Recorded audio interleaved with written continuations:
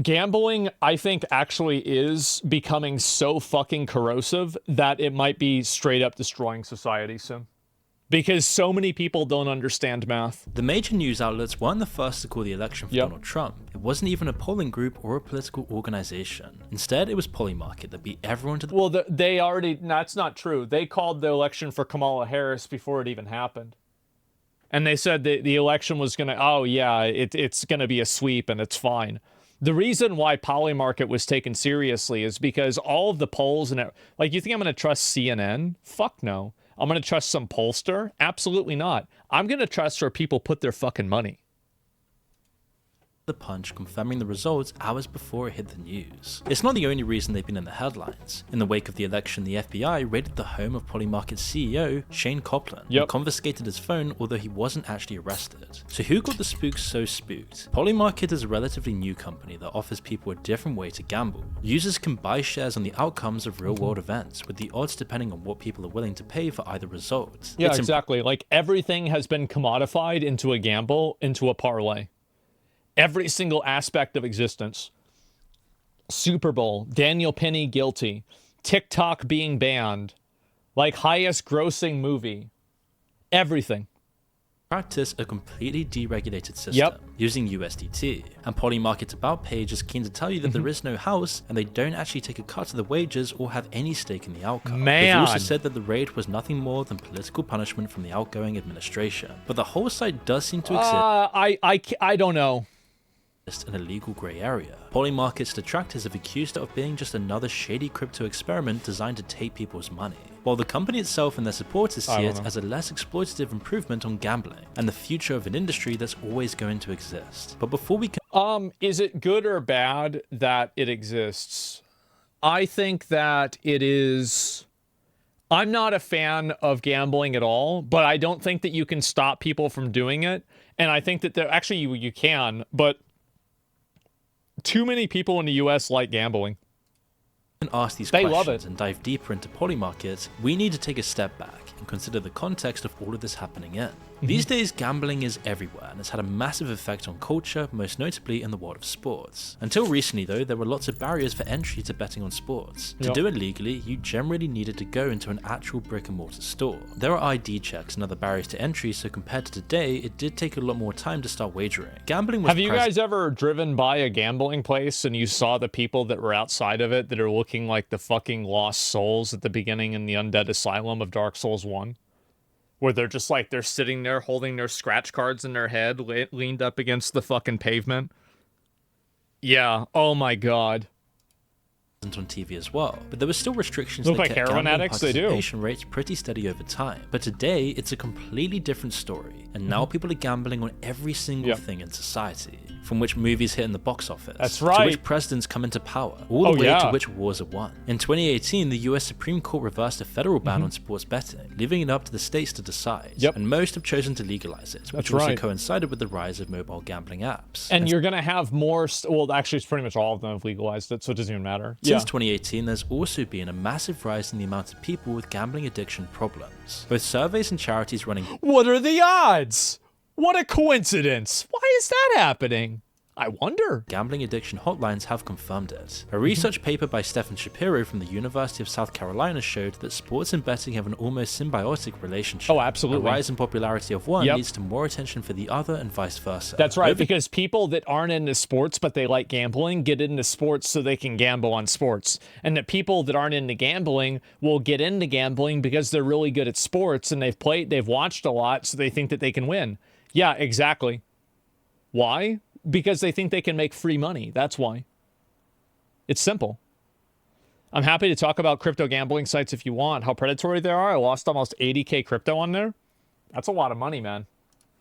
Time, the two industries have become completely enmeshed. We've seen similar results in the UK, where regulation has been lax for years. Now nearly every football team in the UK has a betting company logo on their jersey. Gambling as— And also, do you remember how in order to watch a football game, you have to tell the TV that you're 18 years old? Oh, that's right. That's because you don't do that. These gambling ads are targeting children. And basically, like, kids are getting farmed into gambling extremely early on now. now almost run non-stop during sports programming in the US. American football and its frequent pauses have even let them sneak in between individual plays. And this video NFL is running way too many sports betting ads. They're going to keep doing it. And also, it's even happening in esports now, too. I feel like Counter-Strike is kind of the mining canary for that. But I think it's going to continue happening for other sports as well.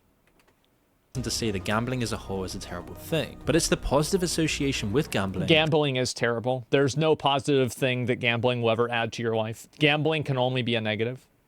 It is a net negative to society, and everybody in the entire world would be better off collectively if it never happened.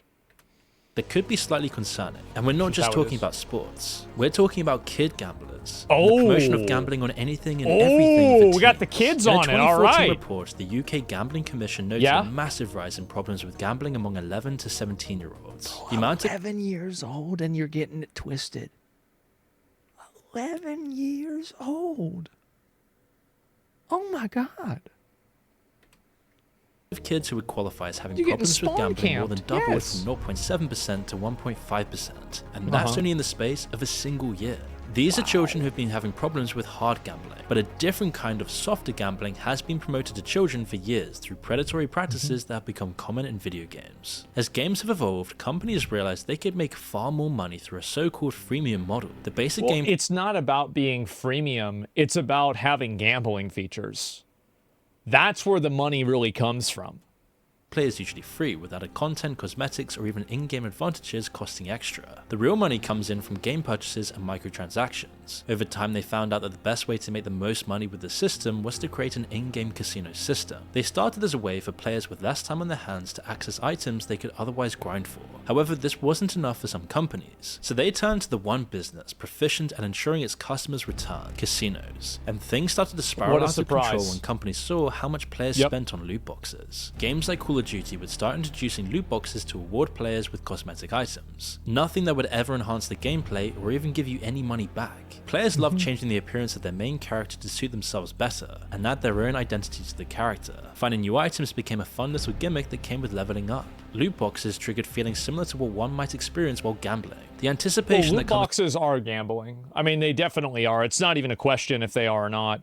It's just, is it as corrosive as like actual gambling? No, it's not even remotely close, but it is gambling fundamentally. With the mystery of what's in the box, the excitement that followed finding an item that you've been looking for a while, or the disappointment that settles in when you realize you weren't so lucky this time around. Loot boxes used to be discoverable in-game, or granted to you for free upon login. These days, multiple games require spending real money to get them. And we're talking about major gaming companies where you've already paid to access the game itself. And not only does this incentivize especially children to spend ridiculous amounts of money on digital items, but they're also paying far more because of the gambling mechanics, all without their parents' knowledge. You see, loot boxes are— That, in my opinion, is completely the parents' fault. I think that if your kid is spending your money without you knowing, you're being a bad parent.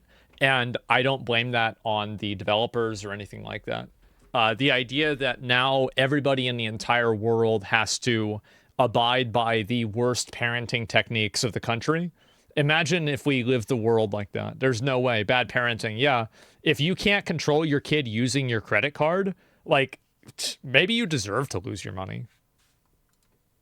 Operates on a system of rarity. They're designed to be as similar to slot machines as possible. And while it makes major gaming publishers tons of money, it also prepares them for a lifetime of gambling. And all of this has fueled a new renaissance for gambling, which brings us straight back to Polymarket.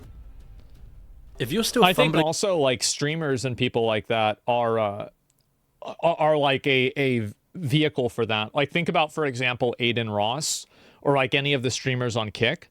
I think that having them streaming gambling all the time and like gambling on the websites, it gets people into knowing that it's cool. XQC, yeah, sure, right? Like that definitely gets younger audiences to know about it. Around with a bulky, outdated wallet, let me introduce you to Exter, the creators of the world's smartest wallets. These aren't your ordinary wallets. They're slim, sleek, and packed with features that'll make your life so much easier. I've had the same wallet for extra wallets 21 are super years. slim, holding over 12 cards in cash while Ever staying since I half was the in 8th size grade. of traditional wallets. Their signature trigger mechanism lets you access your cards with just the push of a button. It's simple, fast, and so satisfying. And if you're worried about security, Exeter has you covered with the RFID blocking, so that your data stays safe from wireless skimming and theft. Plus, they're also made with sustainable materials like vegan Italian leather and space-grade aluminum. Vegan leather? Wait, what? Card. This solar-powered tracker ensures you never lose your wallet again. 2 hours of sunlight gives you 3 months of charge. And with the two-way ringing feature, you can find your wallet or even your phone in seconds. Plus, you'll get separation alerts and access to a worldwide lost and found network, so that you're always connected to your essentials. Right now, Exeter is running the biggest sale of the year, up to 55% off. To be fair, that's actually kind of a cool use.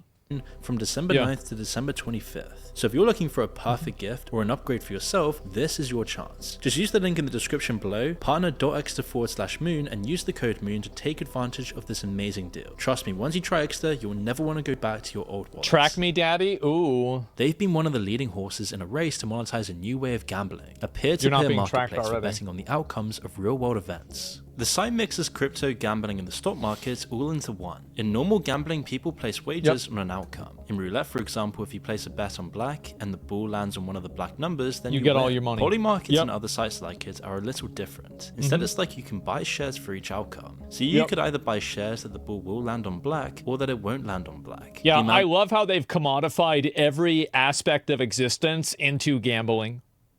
Is it going to rain today? I don't know. You got $3 on it? Okay, I got 10.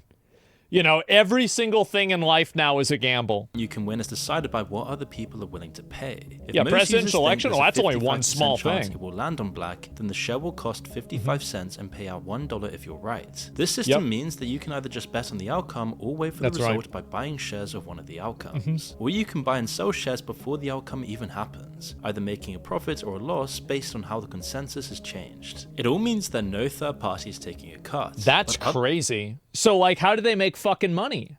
The problems come up instead, as we'll find out. If you're going to believe the founder Shane Copland's social media posts, Polymarket began in a bathroom on a laptop sitting on top of a lawn. What the fuck happened to that, bro? What were you playing?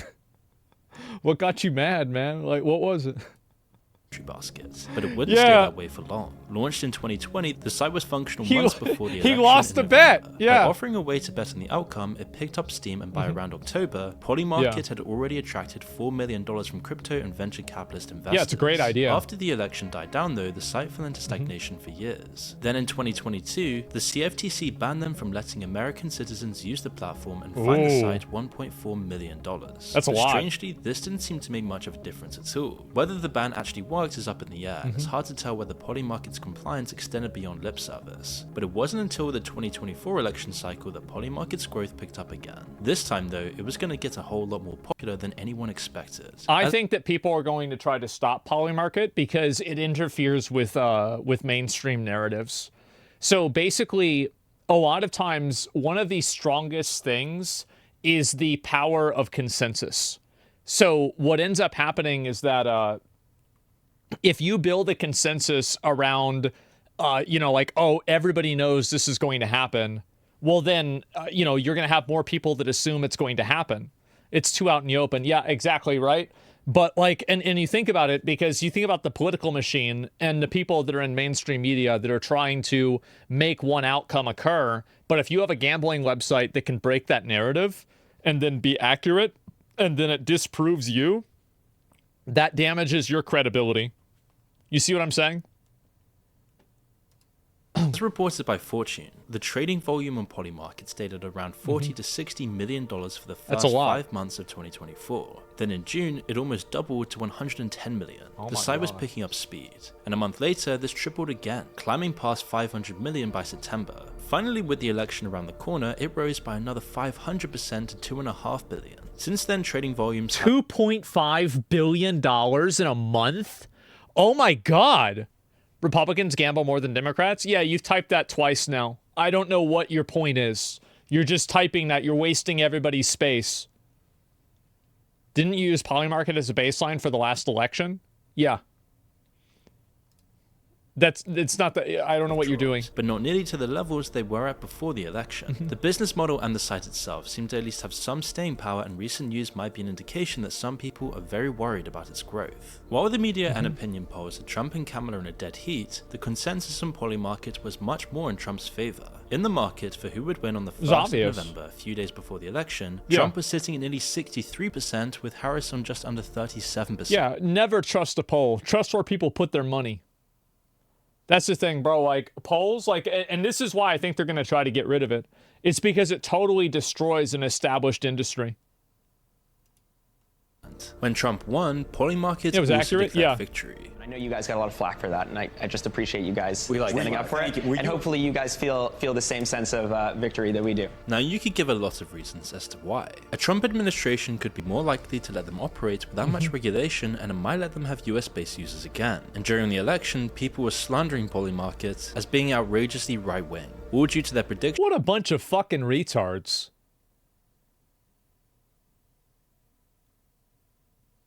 Why would you even say that? What the hell do you mean? Would actually win the election, unlike mainstream polling that suggested the race was close. Their user base's bias to being pro-Trump was also proven. It's so obvious. They're fucking lying. Like, how are we not addressing the obvious elephant in the room here? Polling that suggested the race was close. Their user base's bias to being pro-Trump was also proven correct as well, adding weight to their claims. The user bias on any social media platform is pro-Trump. If you go on YouTube, it's pro-Trump. If you go on Twitter, it's pro-Trump. If you go on Twitch, it's generally pro-Trump. Maybe not on Blue Sky. Reddit, the only reason why Reddit isn't pro-Trump is because everybody who was pro-Trump got banned. They systematically removed all of the Trump subreddits in like 2019 or something. So, yeah, I mean, that's just how it is. Blue Sky's echo chamber? Yeah, so I don't, like, this is the kind of thinking that mainstream media has. Representing the true voice of the people. But just a few days later, though, the FBI suddenly raided Polymarket's offices in New York. That's ridiculous. Confiscating Copland's phone and laptop. While other similar exchanges have been allowed to operate and let users place bets on US politics, Polymarket had not gotten the go-ahead. Meanwhile, it's almost certain that lots of US citizens have been using the platform, of course, bypassing the region lock with VPN. Whether it's Polymarket's responsibility to investigate and stop this, though, is a legal question. So while they were obviously breaking the deal, they also have tons of plausible deniability that could possibly see them through a lawsuit if nothing else comes up. But of course, Polymarket were quick to claim that it was all a case of political punishment by the outgoing Democrats. I tend to believe them.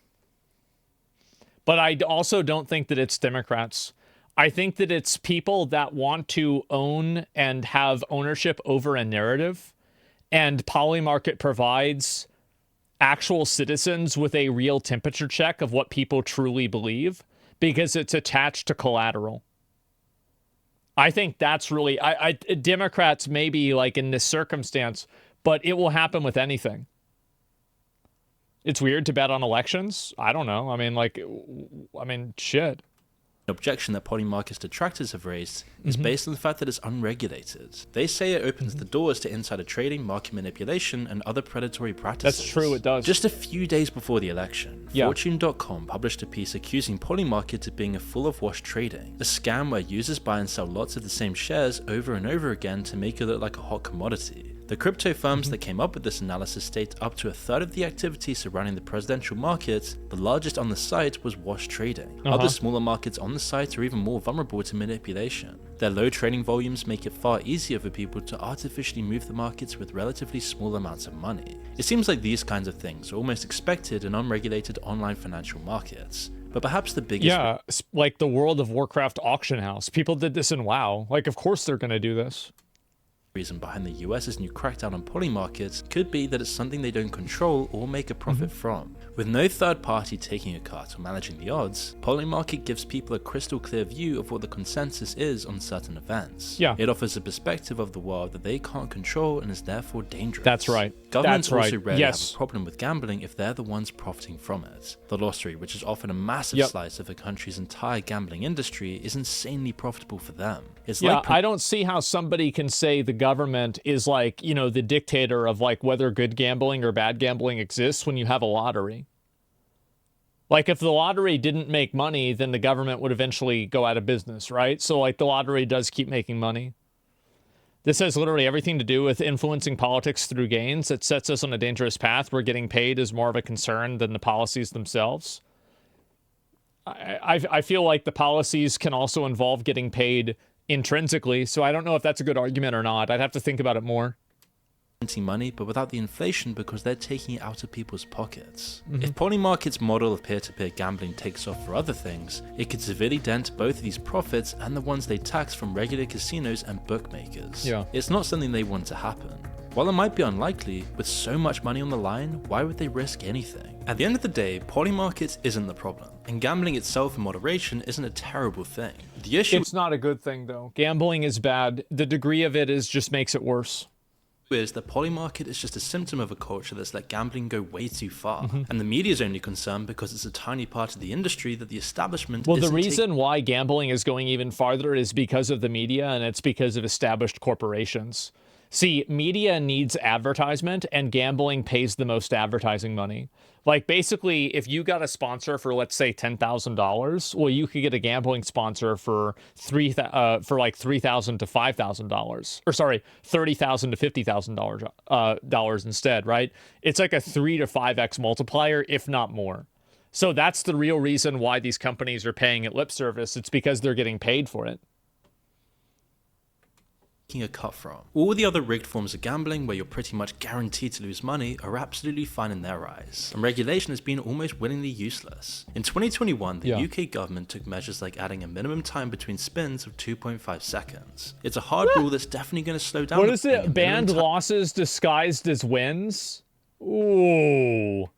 Between spins of 2.5 seconds. It's a hard rule that's definitely going to slow down the problem and prevent even more people from falling into addiction. That is, unless people figure out that they can just open up 2 separate websites. Plus, it really doesn't take that much time to sink an entire paycheck into online slots, even with the... Yeah, if people want to ruin their life and waste all their money, they're gonna find a way to do it.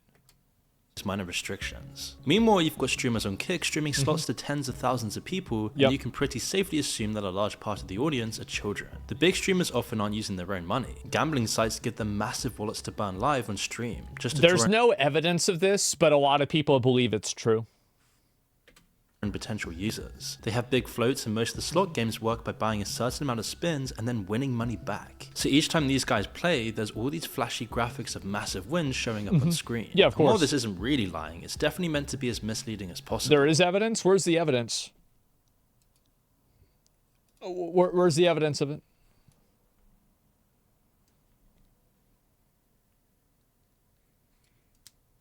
Where is it? What's the evidence? Because as far as I know, there is no evidence. I haven't seen any evidence before. The streamers said it themselves? I don't think they did. Yeah. There were leaks some time ago. A leak doesn't mean it was certain. It looks like we don't have any evidence. It's because it didn't happen. There was no evidence. If there was, I would have known about it. I would have made a video about it. Wait a second. There's a Rothstein, one slots provider as leaderboard. He isn't on the leaderboard, even though he's won millions with fake money. Otherwise, he'd be first on the leaderboard. Okay, so...